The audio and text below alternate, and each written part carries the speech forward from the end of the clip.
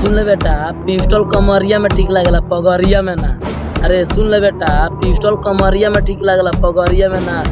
रंगदारी तो श्री चमार जी के चलला, तोरा जैसन भड़गुन के ना।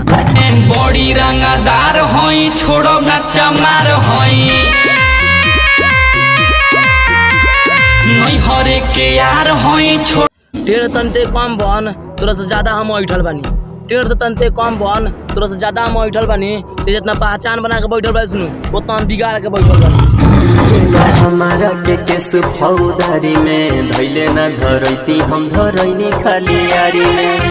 हम समझावत थक गइल बानी, लेकिन केहू माने वाला नाय बा। तो अब बात सीधा बा कि जितना यादव लोग कमेंट में गाड़ी देतन है, तो अब ध्यान से सुनिए भाई लोग कि ना झगड़ा होई, ना तकरार होई, या ना मार होई।